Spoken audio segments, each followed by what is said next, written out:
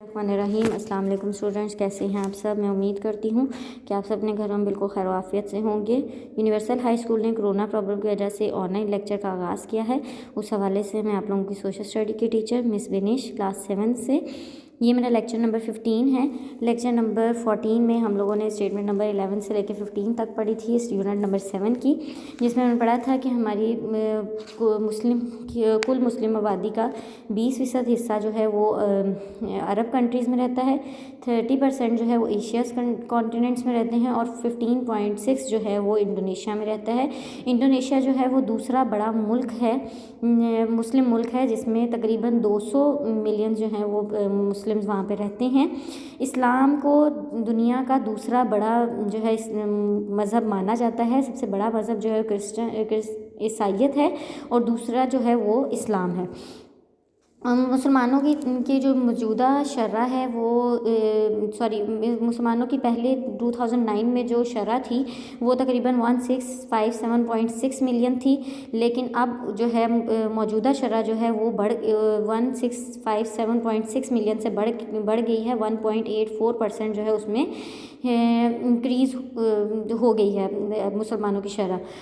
उसके बाद उसके साथ मैंने आप लोगों को एक होमवर्क दिया था। आप लोगों ने स्टेटमेंट नंबर 11 से लेकर 15 तक मैंने MCQs भी अंडरलाइन करवाए थे, फिलिंग द ब्लैंक्स थी, उनको आप लोगों ने अच्छे से याद करना था और तमाम स्टेटमेंट्स को याद करके दो दफ़ा आप लोगों ने अपने रजिस्टर पे भी लिखना था। मैं उम्मीद करती हूँ कि तमाम बच्चों ने अपना काम कर लिया होगा, लेकिन अगर किसी बच्चे को कोई प्रॉब्लम आई है तो आप मुझसे कॉन्टैक्ट करें, मैं इसको मज़ीद एक्सप्लेन कर दूँगी। लेकिन अगर किसी बच्चे ने काम नहीं किया तो बेटा काइंडली आप सब अपना काम लाजमी करें साथ साथ, ताकि आप लोगों की जो फाइनल एग्ज़ाम्स की प्रिपरेशन है वो अच्छे से हो सके। अब हम अपने लेक्चर नंबर 15 की तरफ आते हैं। लेक्चर नंबर 15 स्टार्ट करने से पहले तमाम स्टूडेंट्स अपनी नोट्स ओपन करें। पेज नंबर 7, यूनिट नंबर 7 है मुस्लिम कंट्रीज़ एंड पॉपुलेशंस। सबसे पहले हम इसकी रीडिंग कर लेते हैं। Muslim majority countries are located in the following region of the world. Number 1 Middle East, Central Asia, South Asia and Europe. Number 2 South East Asia and Far East. Number 3 North and East Africa. Number 17 है there are 3 Muslim countries in South East Asia. Number 18 है there are 3 large Sunda island namely Sulawesi, New Guinea और Borneo. उसके बाद 19 है Sulawesi is the largest and eastern part of the Indonesia. Sulawesi's population is 16 millions, out of which 82% are Muslims. 16 में बताया गया है कि वो कंट्रीज़ जहाँ पर बहुत ज़्यादा जो है मुसलमान रहते हैं, दुनिया के वो तमाम वाले जहाँ पे ज़्यादातर मुसलमान मौजूद हैं, उनमें है number 1 Middle East, Central Asia, South Asia and Europe. Number 2 south Asia, Asia and Far east. और तीसरा है नॉर्थ एंड ईस्ट अफ्रीका। ये वो तमाम मालिक हैं जहाँ पर मुसलमान जो हैं वो ज़्यादा तादाद में मौजूद हैं। 17 है there are 3 Muslim countries in South East Asia. South East Asia एक अलग मुल्क है जहाँ पे जिसके अंदर मज़ीद 3 मालिक ऐसे हैं जहाँ पर मुसलमान जो हैं वो रहते हैं। नंबर 18 है there are 3 large Sunda island namely. 3 जो हैं बड़े सुंदा जजीरा जो हैं उनके नाम हैं सोलोवेसी, न्यू गिनी और बोरिया। ये वो 3 जजीरे हैं जो जहाँ पे मुसलमान जो हैं वो मौजूद हैं। Sulawesi is the largest and eastern part of the Indonesia.